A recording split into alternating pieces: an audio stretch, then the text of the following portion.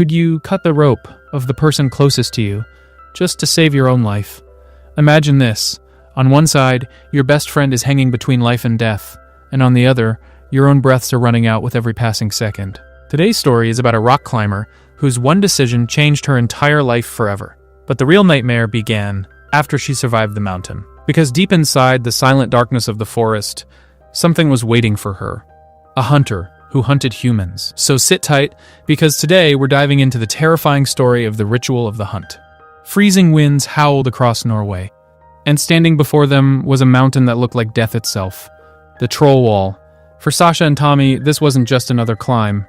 It was an unfinished dream, especially for Sasha. There was something restless in her eyes, something obsessive, as if this mountain had stolen a piece of her life, and she had come back to take it back.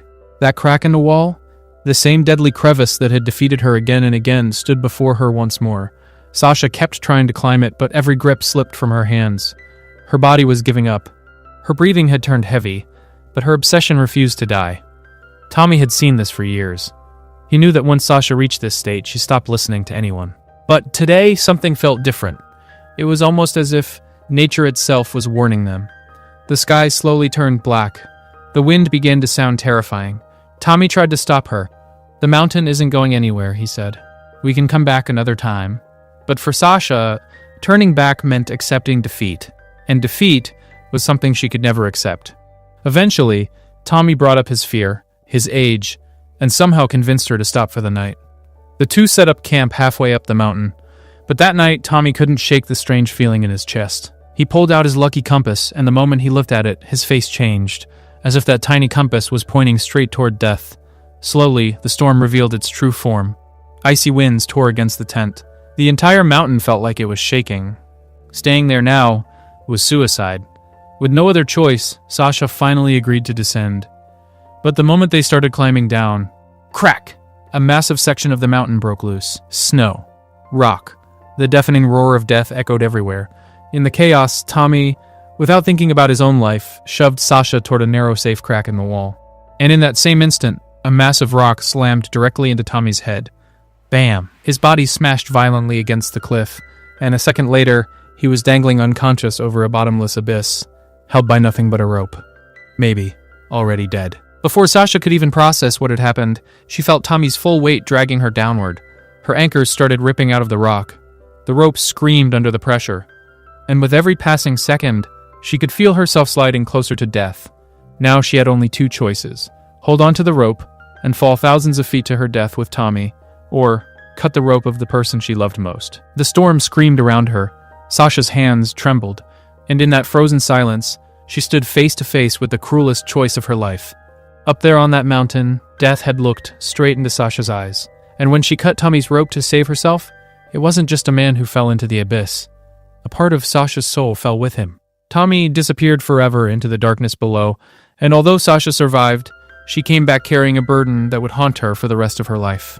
Time passes. 5 months later, Sasha has returned to Australia. But the truth is, a part of her never really left Norway. Her body came home, but her mind was still trapped on that frozen mountain, in that terrible night. The cliffs she once loved had now become something she couldn't even bear to look at. She blamed herself for Tommy's death. If only she hadn't cut the rope.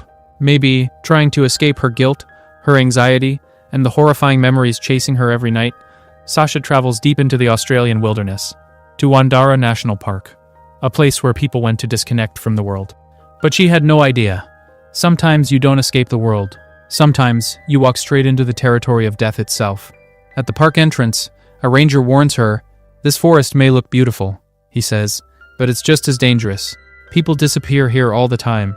The walls were covered with missing person posters, and for a moment, a chill ran through Sasha's entire body. But maybe she didn't care much about her own life anymore. On the way into the forest, Sasha stops at an isolated gas station. That's where she runs into two disgusting hunters. The way they stared at her, the way they talked, everything about them screamed danger. Sasha immediately feels uncomfortable. And then, a young man steps in. His name is Ben. He scares the two hunters away before things get worse. In that moment, Ben almost feels like an angel sent to save her. To thank him, Sasha buys a pack of jerky from him, and then continues deeper into the wilderness. But when she enters the forest, her GPS suddenly stops working. Now she has only one option left. the difficult trail Ben had recommended, the route leading toward Blackwater Bay. Sasha thinks maybe she's finally made the right choice, but she doesn't realize the danger has already started following her. As night falls, the atmosphere inside the forest begins to change. An unnatural silence spreads everywhere, and then those same hunters arrive at her campsite. Sasha quickly locks herself inside her car, pepper spray in hand, eyes wide with fear, heart pounding so hard it feels ready to burst out of her chest. Outside, the men terrorize her all night long. Footsteps near the car, sudden laughter in the dark, random knocks against the windows. Eventually they leave. But they leave something else behind too. A seed of fear inside Sasha's mind, one that would now grow with every sound she heard.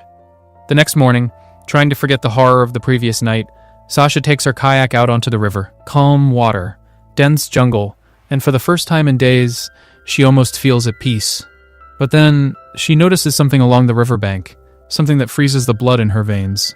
Belongings from missing people, bags, clothes, photographs, as if some twisted psychopath had arranged them like hunting trophies. And in that moment, Sasha realizes, this forest isn't just dangerous. Someone is out there. Someone who hunts human beings. By evening, Sasha hurriedly sets up her tent. All she wants now is one safe night. But that eerie silence in the forest wasn't peace. It was the calm before something terrible. The next morning, when Sasha opens her eyes, her heart nearly stops. Her backpack, her supplies, everything was gone. And even worse, venomous snakes were slithering inside her tent. Sasha freezes instantly. Death was only inches away. One wrong movement and it all would have ended right there. Somehow, she manages to escape and run for her life. Panicked, broken, completely alone. And then, near the riverbank, she spots a small boat and a campsite. As she gets closer, she realizes the camp belongs to none other than Ben. The moment she sees him, she finally breathes in relief. With a trembling voice, Sasha tells him everything. Someone in the forest is hunting her, someone wants her dead, and all her belongings have been stolen. Ben listens carefully, but now the question was, in a deadly forest like this, could she really trust a complete stranger? Or was Sasha about to make the biggest mistake of her life? Until now, Ben had seemed like a kind, sympathetic man. He feeds Sasha, lets her rest, and speaks so gently that, for a moment, she starts believing she may have finally found someone safe. But then, one small question changes everything. Sasha asks about the name of his jerky company, Jane's Jerky, and from that moment on, the sweetness in the conversation slowly turns into fear. In a calm voice, Ben explains that his mother brought him here from Australia when he was a child.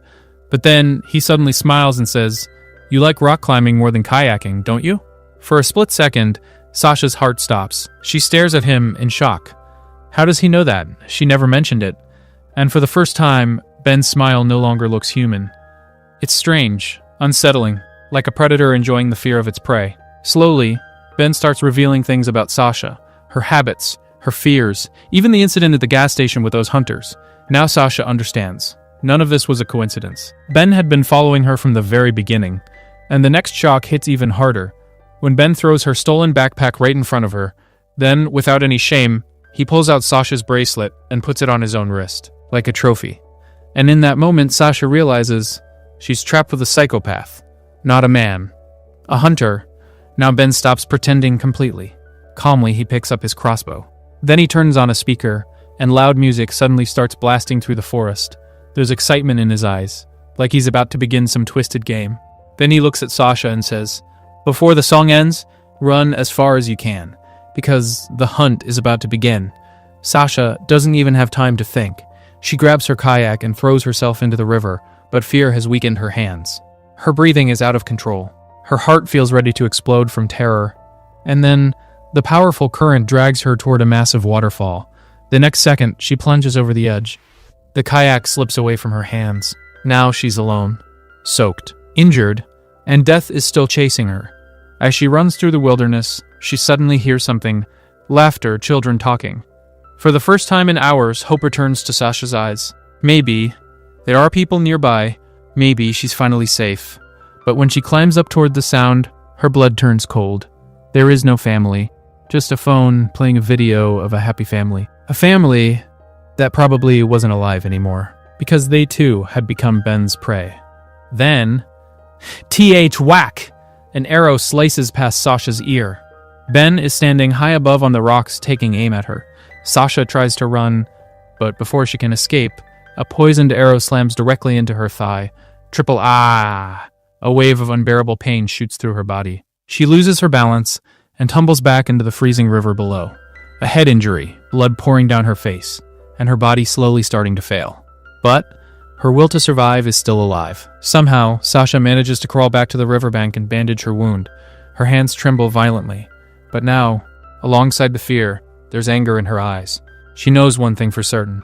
Ben will never let her leave alive. And if she wants to survive, running is no longer enough.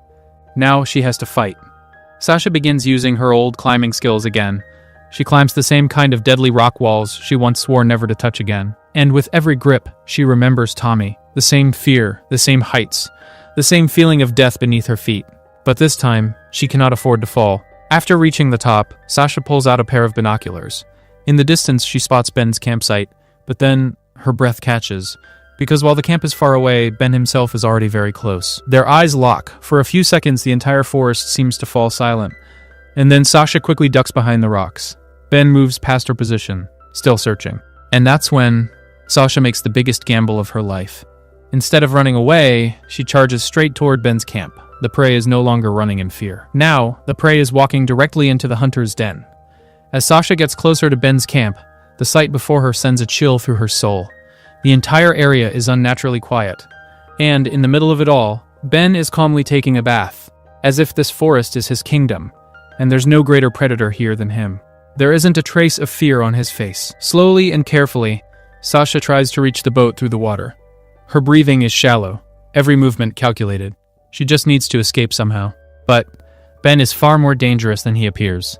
Suddenly, Sasha's leg gets caught on something beneath the water, and the next second, a steel trap snaps tightly around her leg. She screams in pain. Before she can even free herself, Ben violently drags her out of the water. Now she's completely at his mercy. Sasha makes one last attempt. She quickly sprays pepper spray into Ben's eyes and lunges for his weapon. But Ben moves with terrifying speed. Within seconds, he overpowers her again, and then he brutally ties her up. Now Sasha is completely helpless. But the real horror is only beginning. Ben slowly sits down in front of her, and with a smile he says, "This isn't an ordinary hunt, it's a ritual." Then he reminds Sasha of her own choice. "You chose the difficult path yourself." According to him, if she had taken the easy route, she might still be safe. But by choosing the hard path, she willingly tied her fate to this bloody game. All night long, Sasha remains tied up in the freezing rain. The cold wind cuts through her skin, her wounds burn with pain. And Ben just sits there, talking to her endlessly.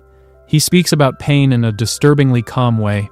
Pain shows people who they really are.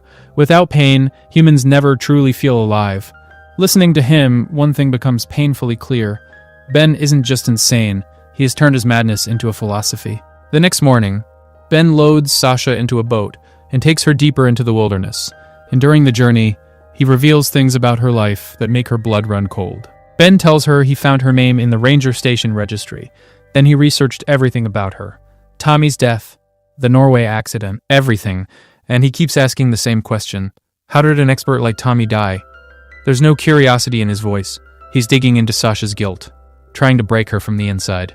Then, Sasha notices a metal rod lying in the boat. Seeing an opportunity, she suddenly attacks Ben with it. But Ben reacts instantly. And the next second, he violently throws Sasha into the water, then drags her into a dark cave nearby. But what waits inside the cave makes Sasha scream in terror. Hanging from the walls are the bodies of missing people, covered in salt, like slabs of meat being preserved. And in that moment, Sasha finally understands. Ben isn't just a hunter, he's a cannibal. He makes jerky from human flesh. And he truly believes that when he hunts and eats someone, he absorbs their soul into himself.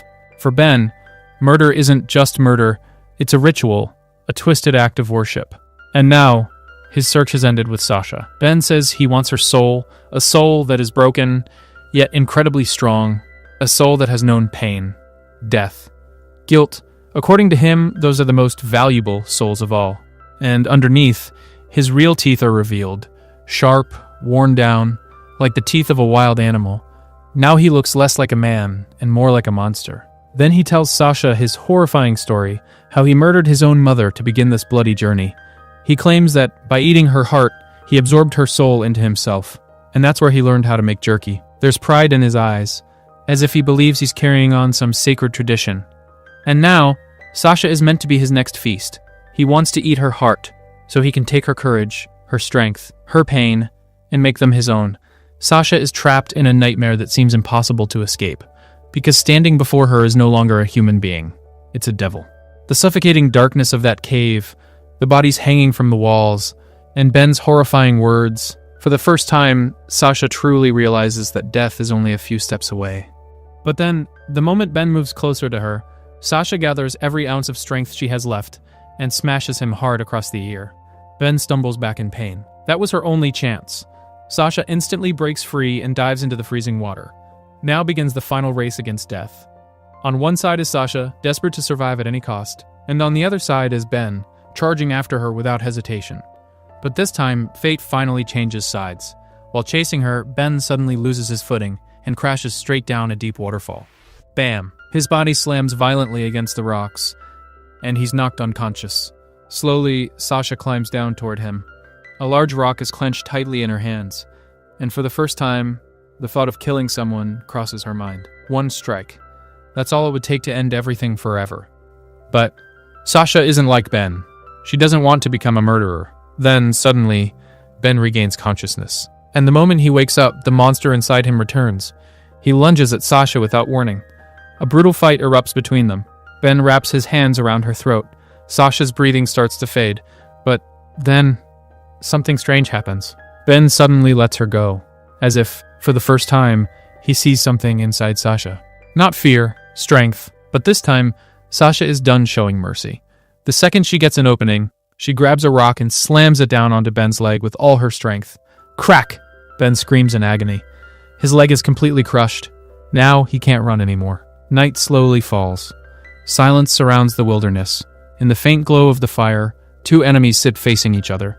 A knife in Ben's hand, and Sasha, finally letting out the truth she's buried inside for years. For the first time, she tells someone everything about Tommy. She admits that what happened in Norway was mostly her fault, her stubbornness, her refusal to back down. That's what got Tommy killed. She confesses that the moment she cut the rope still haunts her dreams. Every single night. The scream, the abyss, the terror. And maybe running from that guilt is what led her into this forest in the first place. With the first light of morning, Sasha gives Ben a choice. If you want to stay alive, you'll have to climb this mountain. Now the roles have completely changed. The man who hunted others yesterday is now begging for his own survival. With no other option, Ben ties himself to Sasha's rope. But he gives her one final warning. If you try to drop me, I'll drag you down with me. And then, their final climb begins. As they climb higher, Sasha reaches the same kind of deadly crack in the rock, the kind that changed her life forever. The same fear, the same height, the same memories. For a moment, her face becomes completely calm, as if she's finally confronting her past one last time. Ben thinks Sasha is adjusting her harness, but something else is happening inside her mind. Quietly, Sasha secures the rope around a strong tree, and then she disconnects herself from it. For the first time, real fear appears in Ben's eyes. He realizes the game is finally over. He screams, tries desperately to grab the rope, but it's too late. With one final, horrifying cry, Ben plunges into the abyss below, and with him, his twisted reign of terror finally comes to an end. Now Sasha is completely alone. No rope, no safety gear, only the massive cliff standing before her like death itself. But this time, she isn't running anymore. She's fighting. Her fingers are torn and bleeding. Her breathing is breaking apart. With every grip, her body threatens to give up. But the pain of losing Tommy won't let her stop. After hours of climbing, Sasha finally reaches the summit. And when she sees a paved road ahead and a distant car approaching, tears fill her eyes. Because for the first time, she truly feels like she survived. Sasha goes straight to the ranger station. She tells them everything about the cave, so all the innocent people who became Ben's victims can finally get justice. And in the final scene, Sasha stands alone beside the ocean. In her hand is Tommy's lucky compass, the same compass that had become the final symbol of her guilt. Slowly, she throws it into the waves. The compass disappears beneath the water, and with it, Sasha finally lets go of the pain of her past. Now, she isn't just alive. Now, she's finally free. So what do you think? Did Sasha make the right choice when she cut Tommy's rope? Or should she have kept trying until the very end? Let me know your thoughts in the comments below. And for more intense thriller stories like this, Don't forget to subscribe to the channel. See you in the next video.